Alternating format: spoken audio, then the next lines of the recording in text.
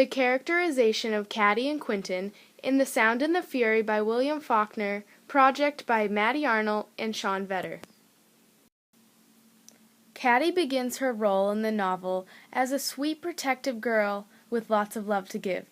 Throughout the novel, she gives out as much love as she can to her brother Benji and strives to protect him. Caddy is brave, going after her own desires while giving a tremendous amount of love to her family. Yet she is never given love or support by her family. The green highlighted annotation below is an example of her qualities towards Benji. Caddy smells like leaves. "Did you want to come meet me?" she said. "Did you want to come meet Caddy?" "What is it? What are you trying to tell Caddy?" Childlike Benji knows and loves Caddy through his senses, as in smells like trees. This is a positive feeling to him about Caddy. When Caddy smells like trees to him, everything is in order and okay for Benji. She talks like a giving, loving mother and a caring sister to him. Caddy is told in the perspective of her brothers. She is never given her own proper chapter, and she can never give her side and her reasonings. The brothers each view her in 3 different ways. Benji puts her on a pedestal, believing she can do no wrong, and treats her as a mother and sister, as he cannot differentiate love.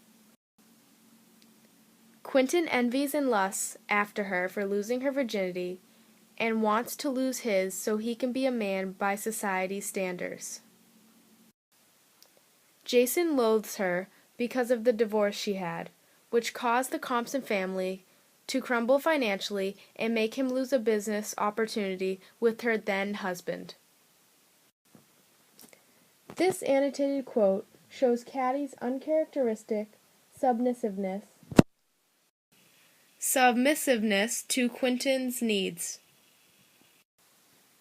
He wants to use Caddy's pregnancy as an excuse to claim he's the father in order to make himself feel like a man, as it would show that he lost his virginity. The quote is highlighted in Periwinkle. "I held the point of the knife at her throat. It won't take but a second, just a second. Then I can do mine then. All right, you can do yours by yourself. Yes, the blade's long enough. Benji's in bed by now. Yes, it won't take but a second. I'll try not to hurt, all right?" Tragedy.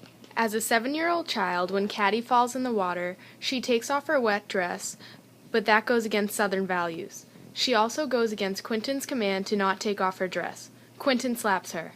Caddy is independent, assertive, carefree, and courageous. Even though Caddy has a child, Miss Quentin, in reality her life is fruitless because she never sees Quentin. Miss Quentin is taken care of by the Compson family. Caddy's life is a tragedy. She is consistently abused by her family. She is beaten and screamed at by her mother, as well as envied by Jason and Quentin. Her life is more assertive, especially for Southern values of women's proper conduct. Her life, once filled with hope, becomes helpless and meaningless. In the end, she can only hope that through her child support money for her daughter will have a better future and a more purposeful life filled with joy and love so that she will be free. Caddy's hope is that Miss Quentin will not repeat the tormented past of The Sound and Fury from the discontent and failed meaning of the Compson family. The annotated quote is in red-orange.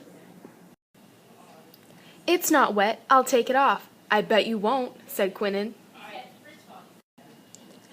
"I bet I will," Caddy said.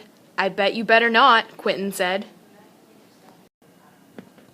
"Unbutton it, Versh," she said. "You unbutton it, Versh," Caddy said. "Or I'll tell Disley what you did yesterday. So unbutton it, Versh." "You just take your dress off," Quentin said. Quentin slapped her. Conclusion of Caddy's characterization. This novel is about Caddy's tragedy as characterized through her brothers. Sadly, she does not reach her potential because she is pulled down and controlled by her family. This unfortunate failure of Caddy to reach her potential is the meaning of The Sound and the Fury. The literary merit is, because of these happenings and characterizations, all of the sound and the fury of the dysfunctional Compson family echoes with Caddy's tragic, lost, and meaningless life. Throughout the book, Faulkner really uses Quentin to advance his theme of time. Quentin's constantly haunted by time, he's restricted by time. It ends up leading to his death at the end also. Here, this quote's from the beginning of Quentin's chapter, June 10th, 1910, where Jason gives Quentin the watch, and he says that it's a mausoleum of all hope and desire, that time is in the end very important to final outcome. But the main quote down here, that he says he gives it to him, not that he may remember time, but basically says that time's unconquerable, and that in the end you can't beat time. One cannot conquer time. It's just inevitable that your time's going to run out and that you can't do anything about it.